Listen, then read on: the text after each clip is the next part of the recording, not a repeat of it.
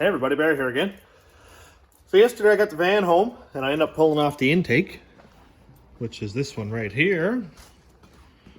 And I'm really hoping that this is going to be a little bit lower than the regular truck intake. I'm not quite sure, but I'm hoping. I went ahead and pulled off the water pump because it's definitely not going to fit with that in there. So I'm going to go ahead and see if it'll fit first off.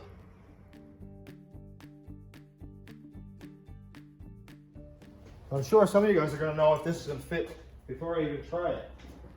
But I haven't tried this before, so who knows? Let's see. Almost. Well, it's not going to work.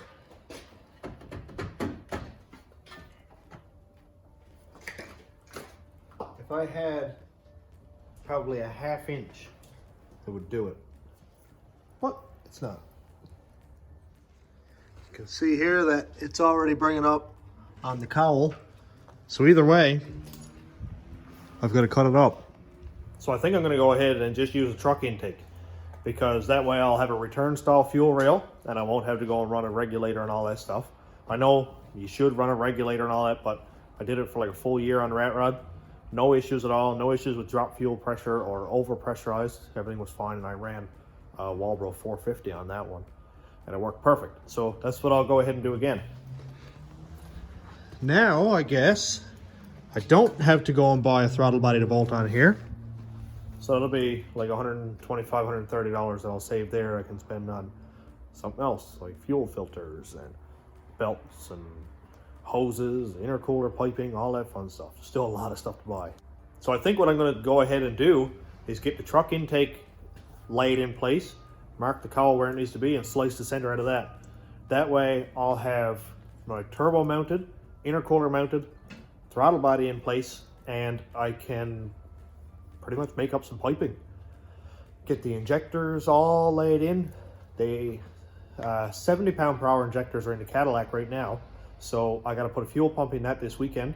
Then I'll go ahead, take the fuel rails off, take those injectors out, put the new pump in, put a new filter on it, and take all the other stuff and put on this one. Because the fuel pump that's on the Cadillac right now is my inline pump that I'm going to be using on this one. So I'm kind of taking parts from all kinds of different vehicles in order to do this thing. Well, I'm going to go home and pull the intake off the donor truck.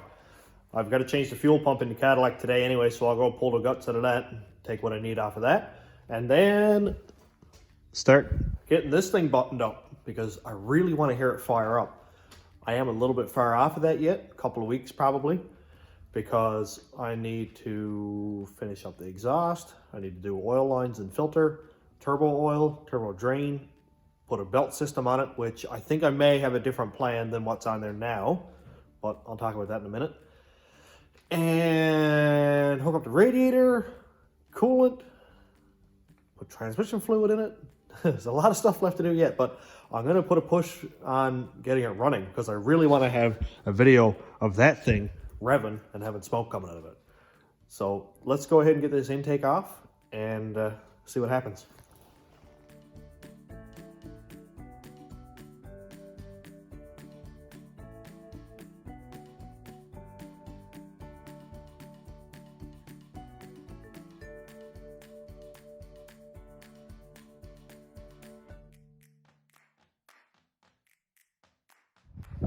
I got the intake unbolted and taken off. The fuel rails are not much good to me because they're returnless, which I didn't think was really a thing in this year. This is an 05, but I guess it is. So everything in there is pretty nasty. I think I'll probably take the alternator and belt drive on this side and go with the power steering pump alternator all on one side.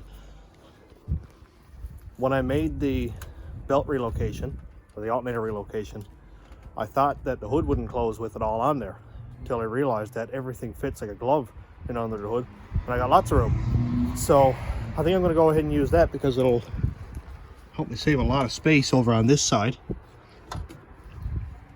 Another thing that's good to me on this truck is the electric fan setup. This is all really good for the rat rod. The rad, the fans, all of that will work awesome. And I might take the coils off of this one or off of the van. So I'm going to go up and get the Cadillac fuel pump changed. and go ahead and change over the injectors and get that tuned up, and then get back in the van. I've got the Cadillac brought up to the shop. I'm going to change over the injectors and all that stuff, but first I got to change the fuel pump. So I'll go on and do that first, and then we'll get back to the video with the injectors, and I got to run a tune in the Cadillac and all that. So something to do for tonight. Well, I didn't want to bore you with the fuel pump install, so I got that done. Gonna go ahead and pull the fuel rail off of this, change the injectors, pull the 3-bar map sensor off of it, and just plug back in the stock map sensor. And then I gotta run a tune in it, put it back to 1-bar speed density, and then I'll take all these parts and later on put them on the van. So the next step for the van itself is going to be to cut the cowl out, put the intake on it. Lots of fun going on.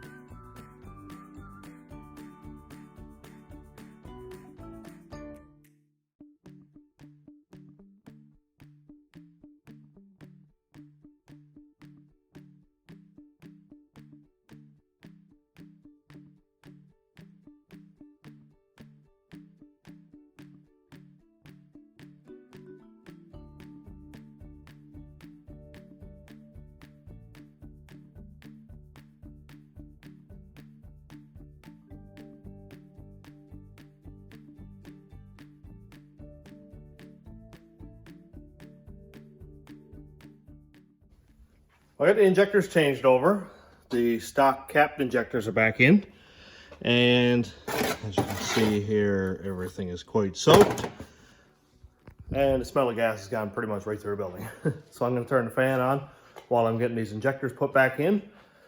The stock 1-bar map sensor is back in it. So shortly I can run a tune. I bled all the fuel pressure out of the rail with the little bleed thing. And then when I cracked the line with the release tool, it just went boom and exploded gas on my face. So I got a little bit of noise. It was kind of annoying. Other than that, it's going pretty well so far. It's about 9:30, which is not serious. It's pretty early night so far. But I'm going to go until I get it running. Then I got to run a tune through it.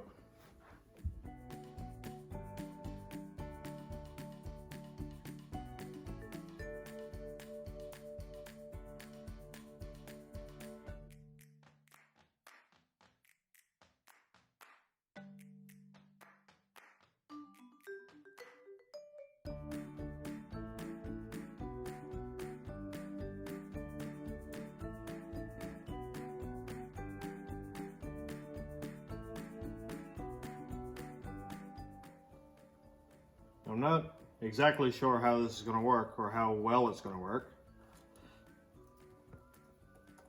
but usually speed density gives me a hard time off the start, and takes 2 or 3 times to get the base map and the idle correct, so it'll run enough to get the histogram set up.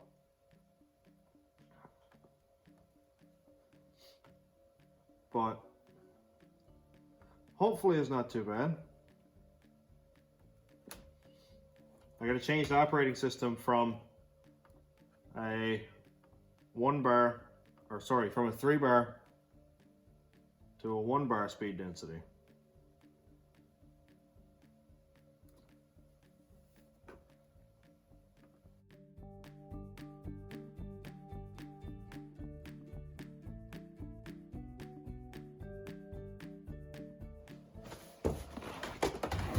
So now that that's written, this should, if I didn't brick it, be a 1-bar speed density.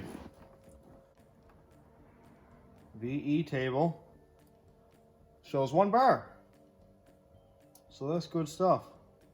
Really, really rich in the idle area. 40 kPa at 800 is like 71%. So I'm gonna pull some fuel out of this. I'll take out 15.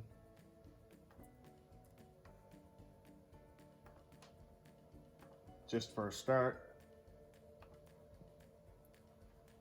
We're on 1 bar map sensor, 94 kPa, so that's perfect.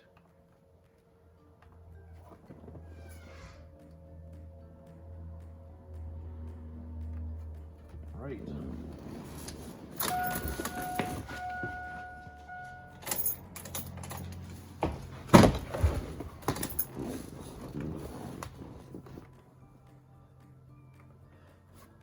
So I'll get the histograms opened up and see if this will run. Might be a minute running because there's no fuel up in the rails. I only primed the pump a couple times there. Might as well prime it again.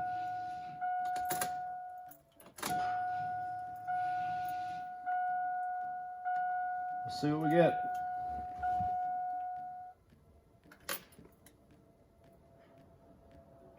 Put it on our speed density error chart.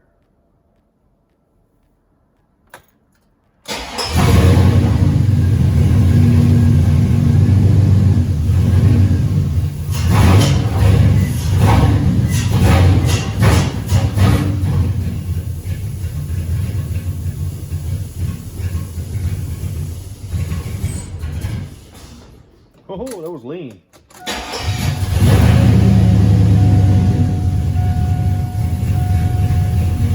I'm gonna let it idle and collect some data. So I probably took out too much by taking out 15% because we're like 40% lean here. So I'll go ahead and shut it off. Take this data. Put it into the VE table.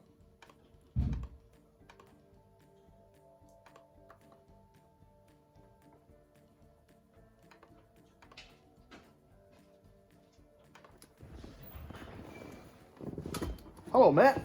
Yeah. What's up?